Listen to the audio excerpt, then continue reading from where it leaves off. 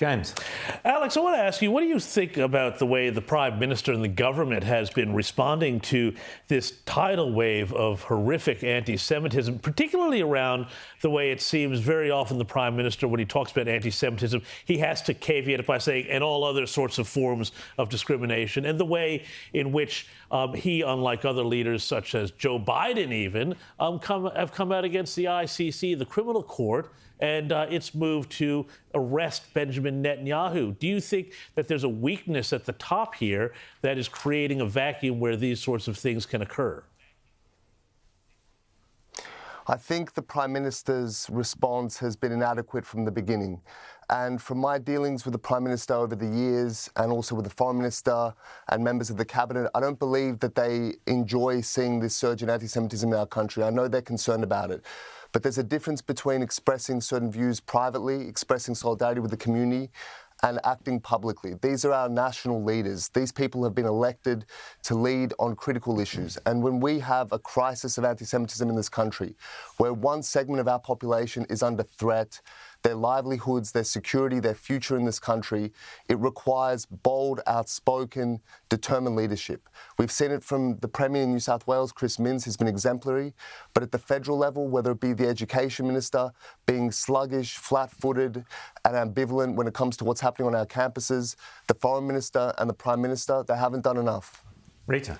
Well, this crisis in anti-Semitism, do you acknowledge that this is predominantly, if almost not all completely, a far-left issue, that this is something that is not both sides of politics, because that's something that's said often. Of course, there are people on the far right who may also be anti-Semitic, but they don't have institutional power. We're not talking about academia, corporations, the celebrity activist class. What we're seeing in this country and elsewhere in the West seems to be, well, it is very much a leftist movement. At the political level, I agree with you entirely, Rita. And the standard bearers, the supposed great defenders and advocates against racism around the world, tend to be of the left. And the reality is that they don't care about Jews. In their construction and their understanding of racism, they view it as something inflicted by the privileged and the powerful on the weak. And they view the Jews as being uniformly white, wealthy, powerful, and these are things associated with perpetrators rather than victims. So they are unable and unwilling to see the Jews as being victims of this surge in racism in our society.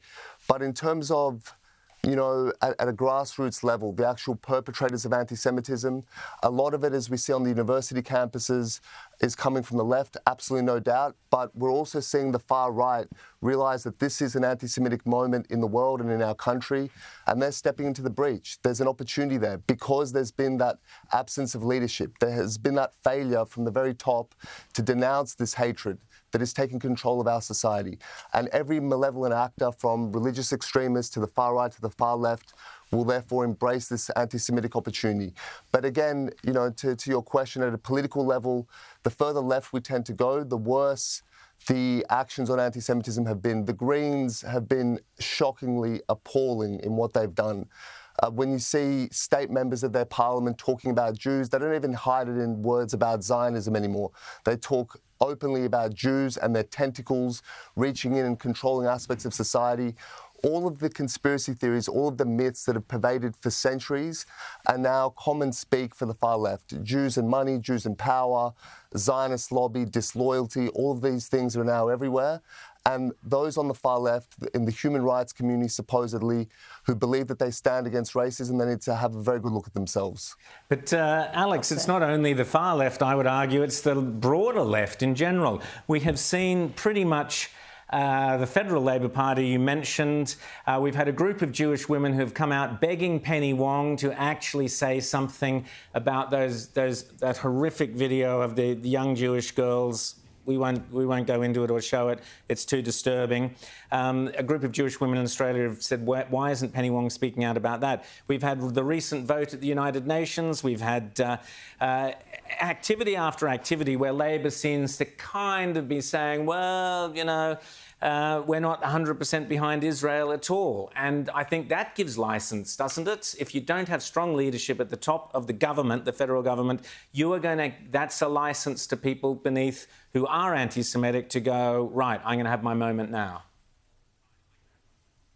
I agree with you entirely. And, you know, as you mentioned with Australia's votes at the United Nations in support of Palestinian statehood, in support of a Palestinian state 7 months after the army of the Palestinian state in Gaza inflicted the most grotesque, brutal, inhuman horrors on a people that we've seen since the Holocaust era, to even be talking about creating a Palestinian state in this time, it's scandalous. So it shows that the government is capable of acting decisively and boldly when they want to, but unfortunately it's in the wrong direction. And again, I agree with the sentiment, Rowan.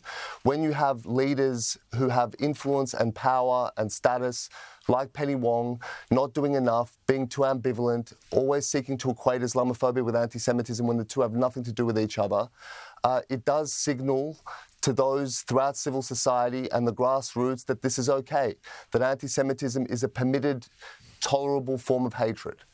And I'd add to that, Alex, and I'd love your thoughts, Anthony Albanese refusing to condemn the ICC, the International Criminal Court, from seeking arrest warrants for Benjamin Netanyahu and comparing the government, the democratically elected government of Israel, with the Hamas butchers, rapists and murderers in the one breath. And Anthony Albanese had no words to say about it. It shouldn't be difficult for a Prime Minister to condemn what's just happened at the ICC when you've got this rogue prosecutor in the same breath seeking arrest warrants for the butchers of Gaza, who are now underground, surrounded by hostages held in all violation of humanity and international law, who just inflicted the horrors of October 7, and they're equated with the democratically elected leaders of the state that is fighting these terrorists. It should not be difficult to condemn this, and also to see the national interest from an Australian point of view to denounce this sort of an encroachment. The ICC was formed to go after despots and tyrants in failed states, not with countries that are liberal democracies with independent judiciaries capable of taking action against their own citizens. And if Israel's threatened in this way, then Australia could be in the future when we're called upon to fight terrorism as well. So the fact that, you know, the United States have denounced this firmly, they've spoken about the need to impose sanctions against the ICC to restrain it, but in Australia here, we've had virtually nothing uttered about it. It's thoroughly disappointing. Alex Ryvchin, always great to chat to you. Thanks for coming back on Outsiders.